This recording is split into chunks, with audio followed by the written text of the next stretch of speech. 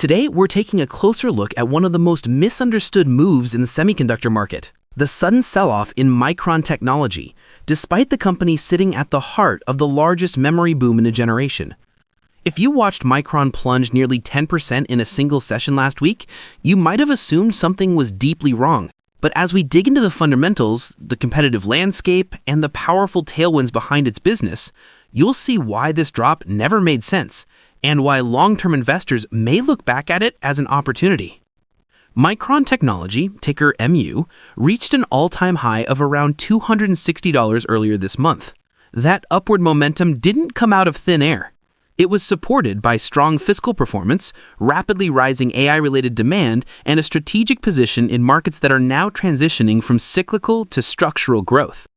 But when NVIDIA released earnings and mentioned rising costs and slightly slower data center growth, investors panicked across the entire chip segment. Memory stocks, including Micron, were sold off aggressively, even though none of NVIDIA's commentary reflected directly negative news for Micron. To understand why this market reaction was misplaced, we need to first understand Micron's dominance in the memory world. According to the article on page 3 of the uploaded file, Micron controls 23% of the global DRAM market and 12% of the NAND flash market. DRAM accounts for over half of Micron's revenue and remains essential for everything from servers to PCs to smartphones. NAND flash makes up another 40%, powering solid-state drives and mobile storage. These may sound like familiar commodities, but in the AI era, they are turning into strategic assets. Where Micron has positioned itself most brilliantly is in HBM, high bandwidth memory. This is the ultra-fast memory required to feed GPUs used for training large language models, vision models, and high-performance workloads. NVIDIA's AI accelerators, AMD's MI series, and other next-gen chips cannot hit peak performance without massive amounts of HBM. And Micron is one of just 3 global suppliers capable of producing this type of memory at scale. According to the article, Micron began shipping HBM3E samples in 2024 and is ramping up production aggressively through 2025 and 2026. By leveraging its advanced 1-gamma node technology, Micron is boosting density and efficiency in ways that make it competitive with SK Hynix, the current leader, and Samsung. This pivot has transformed Micron from just a memory supplier into a critical player in global AI infrastructure. Analysts cited in the report expect the HBM market to explode from $4 billion in 2023 to nearly $100 billion by 2030. If that projection holds, Micron has an enormous runway for growth while operating in a supply-constrained environment that supports pricing power. The company's financial performance already reflects that trend. As noted in the fiscal Q4 summary on page 5, Micron reported 46% year-over-year revenue growth, hitting $11.3 billion. AI server demand now makes up 56% of total revenue, an enormous shift compared to just a few years ago. Hyperscalers, companies like Amazon, Microsoft, Meta, and Google, are stockpiling memory chips for next-gen cloud infrastructure. This is no longer about consumer PC cycles. It's about a structural expansion of global compute. And even more importantly, supply constraints are working in Micron's favor. The article highlights that advanced HBM capacity is limited worldwide, meaning that unlike traditional DRAM cycles, the risk of oversupply is lower. Micron's planned $13.8 billion in capital expenditures for 2025 targets expanding HBM output to represent 20% of DRAM sales by 2026. That's a huge shift toward the highest margin part of the market.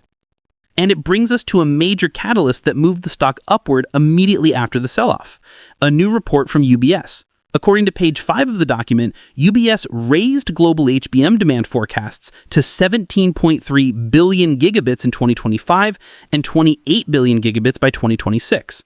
This upward revision comes from stronger than expected procurement by NVIDIA and AMD, especially for NVIDIA's next-generation Rubin GPU and AMD's MI450 accelerators, both core components of future AI supercomputers. Interestingly, UBS highlighted Samsung and SK Hynix as direct beneficiaries, but as the article explains, the read-through for Micron is equally strong. With US-based HBM manufacturing, Micron qualifies for the CHIPS Act, giving it a capital advantage while supply remains tight and demand continues to accelerate. Now, let's zoom in on valuation because this is where the disconnect becomes obvious. As stated in the quick read summary on page 1, Micron trades at a forward PE of just 10, compared to a 25x industry average for the semiconductor sector. That's despite Wall Street forecasting over 40% compound annual EPS growth through 2030. That level of growth with a PE of 10 gives Micron a PEG ratio under 1, which is traditionally seen as a hallmark of an undervalued growth stock. This is in sharp contrast to peers like Nvidia and AMD, which carry much higher valuations. That doesn't mean those companies aren't strong investments, but it does highlight how unique Micron's pricing is relative to its fundamentals. Put simply, Micron is growing like an AI company, but priced like a commodity memory supplier. That mismatch is exactly what long-term investors look for. The article also emphasizes Micron's improving profitability. In HBM segment, gross margins are dramatically higher, often 5 to 10 times higher than standard DRAM, depending on model and configuration. The company already posted a 45% gross margin in Q4 and generated $3.7 billion in free cash flow for fiscal 2025. With more HBM sales coming, those numbers could increase. So why did the sell-off happen? It wasn't because of Micron's fundamentals, it wasn't because of competitive pressure, and it wasn't because demand changed. Instead, it was due to broad fear that AI stocks were moving too far too fast, combined with misinterpretation of Nvidia's commentary. But when you look through the noise, the story is clear.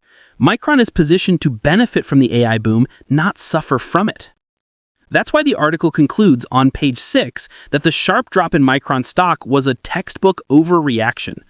Even after a bounce, the company remains one of the most compelling risk-reward setups in the entire semiconductor space. In an AI-dominated world, memory isn't just another component. It's the fuel that makes computation possible, and Micron controls a key part of that engine. If the projections are right, and if the company executes on its HBM expansion, then the sell-off will look less like a warning sign and more like a rare opportunity for investors who are paying attention.